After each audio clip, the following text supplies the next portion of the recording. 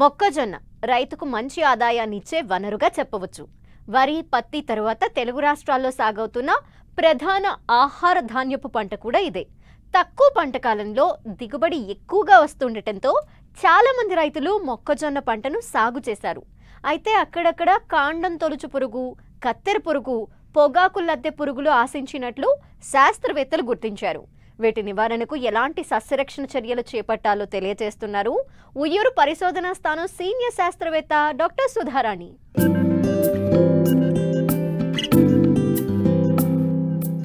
స్థిరమైన నమ్మకమైన రాబడినిచ్చే పంట మొక్కజొన్న. ఇటీవలి కాలంలో రైతు అధిక విస్తీర్ణంలో సాగు చేస్తున్నారు. వాణిజ్య పంటల్లో ఒకటిగా మారిన మొక్కజొన్నను ఖరీఫ్ లో వర్షాధారంగా, రబీలో నీటి పారుదల కింద సాగు చేస్తూ ఉంటారు.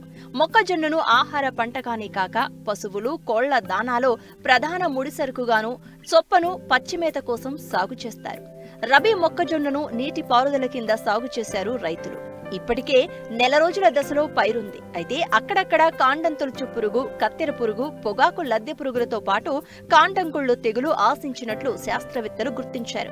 వీటిని సకాలంలో నివారిస్తే మంచి దిగుబడులను తీయవచ్చని సస్యరక్షణ చర్యలను తెలియజేస్తున్నారు కృష్ణా జిల్లా ఉయ్యూరు పరిశోధనా స్థానం సీనియర్ శాస్త్రవేత్త డాక్టర్ సుధారాణి.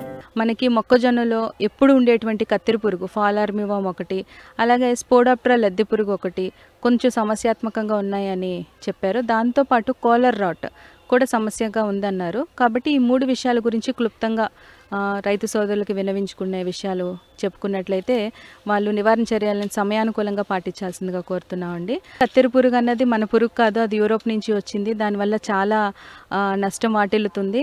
అయితే రైతు సోదరులు దానికి నివారణ చర్యలుగా గాను చాలా కెమికల్స్ యూజ్ చేస్తున్నారండి. అవన్నీ ఎఫెక్టివ్నే, అన్ని కెమికల్స్ బాగానే వర్క్ చేస్తున్నాయి. కాకపోతే ఒక శాస్త్రవేత్తగా కానీ లేదా పర్యావరణానికి హాని కలగకుండా ఉండేటువంటి విషయంలో కానీ గుర్తుపెట్టుకోవాల్సింది ఏంటంటే ఏ 2-3 పురుగు మందుల మిశ్రమాలు కలవండి. 4-5 పురుగు మందుల మిశ్రమాలు కలిపే కొట్టడం వలన పురుగులో పురుగు మందు తట్టుకునేటువంటి శక్తి రోజు రోజుకి ఎక్కువైపోతుంది. అంతేకాదు ముఖ్యంగా అండి రైతు సోదరులు గమనించుకోండి, పంట ఏ దశలో ఉన్నది అన్నది ముఖ్యం కాదండి. మొక్కజొన్నలో పురుగు ఏ దశలో ఉన్నది అన్నది గమనించుకోండి. పురుగు కనుక గుడ్లు పెట్టే దశలోనో లేదా తొలి లార్వల్ ఇన్స్టార్ దశలో ఉన్నట్లయితే కనుక వేప నూనె లేదా వేప గింజల కషాయం, నీమ్ ఆయిల్ కానీ NSKE కానీ 5% అంటే 5 ml లీటర్ నీటికి కలిపి పిచికారీ చేసుకున్నట్లయితే 1 లీటర్ ఎకరానికి చొప్పున పిచికారీ చేసుకుంటే తొలి దశలోనే మనకి ఈ గుడ్లు పిదికిపోవడం, అలాగే తొలి దశలో ఉండే పురుగులు రెండో దశకు వెళ్లకుండా మనం నివారింపన చేయొచ్చు.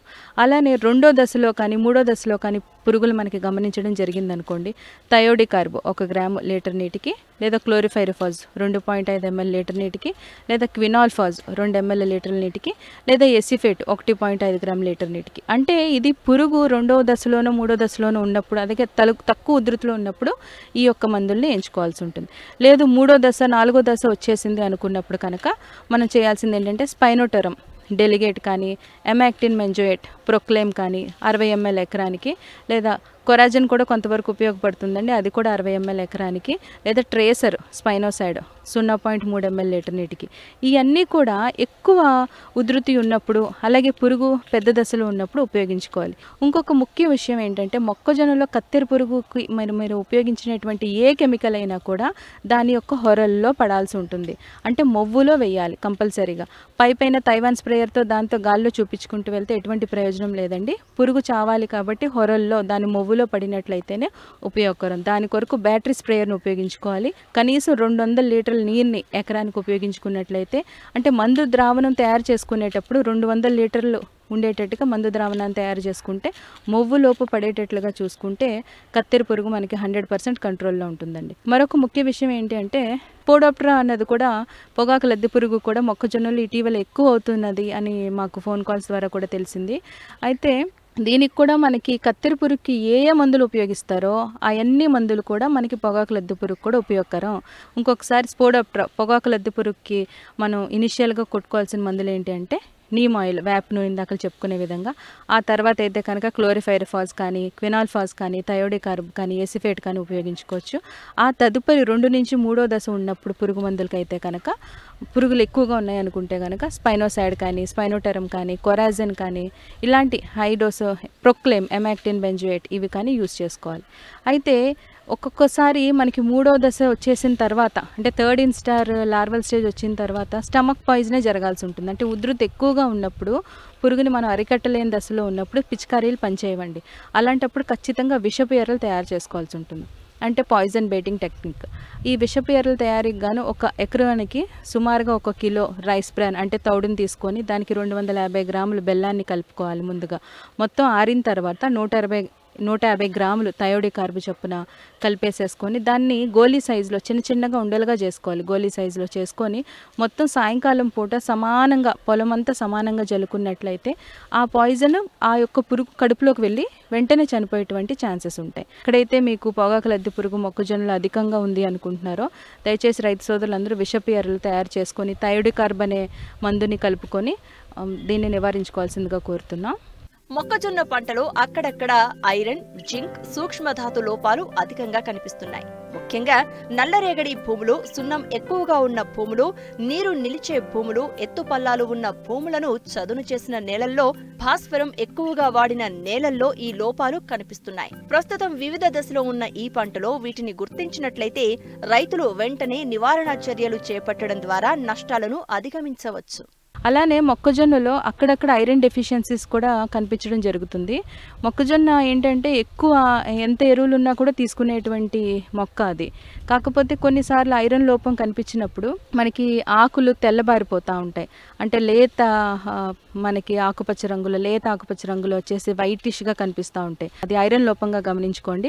జింక్ లోపం కూడా మనకి అక్కడక్కడ కనిపిస్తుంటాయి మచ్చలు వచ్చేటట్టుగా. ఒకవేళ ఐరన్ లోపం ఉన్నట్లయితే కనుక అన్నబేది ఐరన్ సల్ఫేట్ని 5 గ్రాములు చొప్పున అంటే 1 లీటర్ ఎకరానికి చొప్పున ఉపయోగించుకొని 100 గ్రాములు నిమ్మప్పును కలుపుకున్నట్లయితే సరిపోతుంది 1 ఎకరానికి.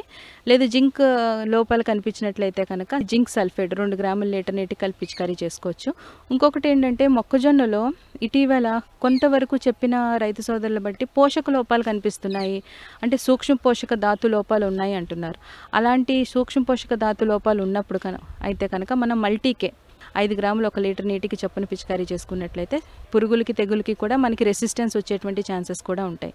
ఇది కాకుండా తెగుళ్ళ విషయానికి వచ్చినప్పుడు కాలర్ రాట్ అన్నది ఒకటి ఎక్కువగా వస్తుంది అంటున్నారు. అంటే కింద కాండం కుళ్ళిపోవటం, మొదళ్ళ నుంచి వాసన రావటం అన్నది తెలుస్తుంది. దానికైతే కనుక మ్యాంకోజెబ్ 2 గ్రాముల లీటర్ నీటికి లేదా మెటలాక్జల్ 2 గ్రాముల లీటర్ నీటికి కలిపి పిచికారీ చేసుకోవచ్చు. లేని పక్షంలో ఉధృతి ఎక్కువగా ఉంది అనుకుంటే మెటలాక్జల్, మ్యాంకోజెబ్ 2 కలిపినటువంటి కాంబినేషన్ రిడోమిల్ గోల్డ్ అని దొరుకుతుందండి. అది 2 ml లీటర్ నీటికి కలిపి పిచికారీ చేసుకున్నా కూడా మనకి ఈ మొదలు తడిచేటట్టుగా పిచికారీ చేసుకోవాల్సి ఉంటుంది. అలాంటప్పుడు కూడా మనకి ఉధృతి చాలా వరకు ఈ తెగులు ఉధృతి కూడా తగ్గించుకోవచ్చు.